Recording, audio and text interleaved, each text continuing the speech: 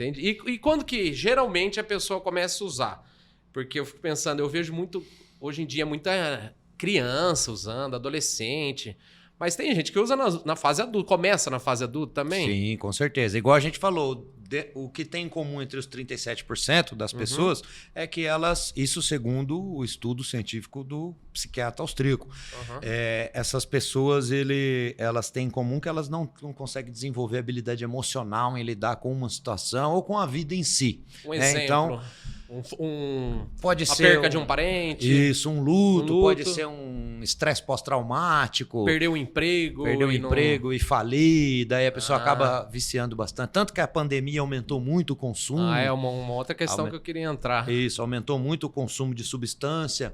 Agora, a maioria das pessoas que inicia a droga está na adolescência. Na adolescência. Que é inconsequente. Sim, algumas crianças usam, mas as crianças, os pais ainda protegem muito. Ainda estão mais vigiados, né? Isso, estão mais vigiados, mais reclusos, então ele não tem muito acesso. O adolescente ele começa a ter acesso ao mundo e a própria fase da adolescência já é uma fase muito complicada, né? Por quê? Fase de rebeldia. Né? O adolescente ele escuta assim dos pais, você não é mais criança, então não pode fazer certas coisas. Aí ele quer fazer algumas coisas que os pais fazem, ele fala, você não pode fazer, você não é adulto. Fica meio nesse limbo, né? Então ele tá num limbo ali, que é uma fase de transição. Que há 50 anos atrás não existia essa fase, né? Mas se fez necessário para preparar melhor a pessoa. Só que o adolescente ele consegue medir menos as possíveis consequências. Então, como ele mede menos possíveis consequências, acaba caindo no uso. Porque acaba caindo nessa armadilha. Alguns adultos, dependendo da dor que ele está sentindo, mesmo que ele tenha noção das possíveis consequências, a anestesia ainda vale a pena. Ainda vale a pena. Sim. Sai daquela... porque a dor pode ser muito... Porque realmente um luto, a perca de um... Ou até que a pessoa perde um relacionamento, separa da esposa, alguma coisa assim. Realmente a droga vem para suprir isso, né?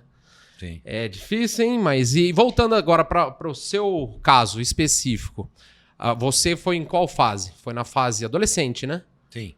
Que você falou que já tá... Pré-adolescência, para adolescência, eu comecei a fazer uso. E como que você saiu do vício, então? Foi só internando mesmo? Só internando mesmo. Você não via, mas você que pediu ajuda? Eu lembro que você começou, você falou que procurou os Sim. familiares e tal, mas você que foi atrás? Ou eu pedi ajuda, mas como a gente sempre brinca, foi por livre e espontânea pressão, né? Entendi. Porque é difícil a pessoa primeiro admitir o erro, né? Um erro assim, admitir que tem um problema, né? O duro mesmo é abandonar essa sensação de prazer, que é muito gostosa. Entendi.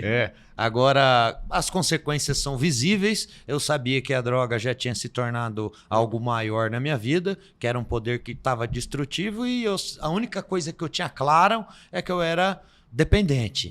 Mas eu ainda achava que eu não deveria procurar recuperação, porque mesmo assim o prazer ainda estava valendo a pena. Mas você achava que você conseguiria sair sozinho? Tentei muito. Tentei inúmeras formas, tentei de diversas maneiras. Tentei trocar de cidade, tentei trocar de amigos. Sair do convívio. São as tentativas mais comuns. Tentei trocar uma droga pela outra. E não adianta. Não adiantou nada. Só tive resultados temporários, né? Então, a gente não teve nenhum resultado duradouro. Fica o alerta aí para quem tá achando que tem uma dependência, que tá com um problema. Bicho, procura ajuda. Procura ajuda, até porque a família também sofre demais, né? Sim. E é a família que é o suporte, né? Então, a família, o cônjuge, alguém querido, algum amigo que vai poder te ajudar. Porque sair sozinho não dá, então. Isso. A dependência química, ela gera uma outra doença em quem está próximo, que é chamado codependência. Legal, entendi. Então, por isso que gera tantos problemas. Qual que é um dos principais fatores do dependente químico? Ele acaba abandonando as responsabilidades. Ele vive em função da droga. Só. Sim. Existe a fase inicial, porque tudo tem um começo, é um processo, né?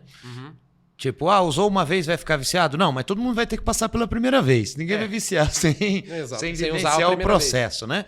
Então, existe a fase inicial, que ele vai experimentando, que ele vai sentindo as sensações. Aí vai entrando na fase habitual do uso. A fase habitual... Esporádico. Ele começa a usar, por exemplo, começam a criar afetividades com o próprio uso. Então, toda vez que vai em tal ambiente, usa. Não é tipo todo dia. É toda vez que encontra toda vez que tais tá numa pessoas. Festinha, usa. Isso. Ou toda vez que fiquei nervoso, uso para relaxar. Então vai se estabelecendo um hábito mental com o uso. Aí depois a pessoa entra na fase do vício. O que é a fase do vício? Ela consegue assumir as responsabilidades da vida, mas ela precisa estar sempre sob o efeito ou, no mínimo, com a certeza do uso. Sabe aquele cara que ele vai trabalhar com a droga no bolso porque ele sabe que 6 horas acabando ele vai poder usar. Então ele consegue trabalhar só porque ele sabe que a droga já está esperando ele. Nossa. Ou ele está sob o efeito usando dentro do ambiente de trabalho. Então ele consegue namorar, ele consegue sair, passear, ele consegue ter uma vida social, mas sempre com a droga junto.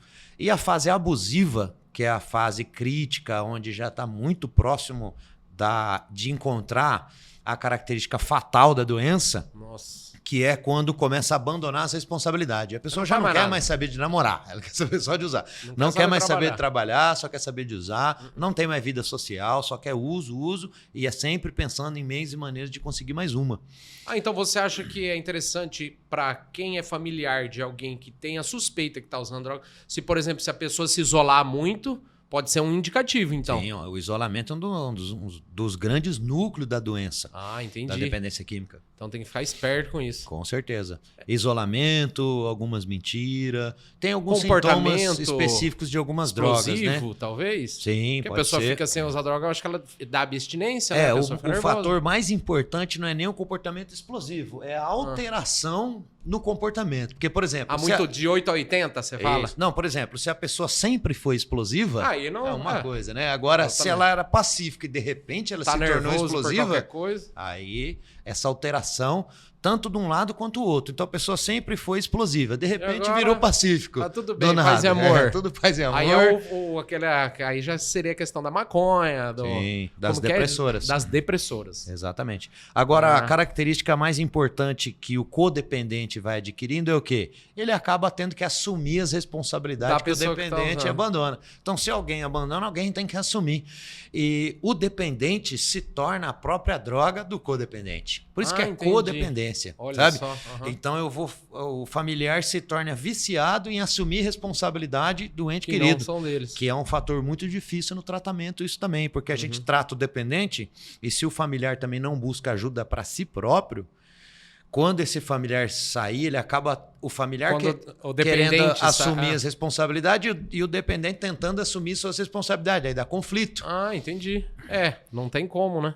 Sim. E outra, tem também, porque, por exemplo, tem a família, tem o dependente. Quando o dependente sair, ele vai voltar para essa família. Exatamente. Então tem que tratar a família também. Tem que tratar a família também. Por isso que existem grupos de ajuda, por isso que existem profissionais aí específicos para tratarem também familiares de dependentes químicos. Eu atendo também atendimentos particulares, tanto para dependentes quanto para codependentes. Esse corte que você assistiu é uma parte da entrevista que nós fizemos com o Diniz Augusto. O vídeo completo tá aqui. Eu vou deixar um outro corte de uma outra entrevista que com certeza vocês também vão gostar. E não deixa de se inscrever e dar um like para ajudar a fortalecer o Fonzicast. Abraço!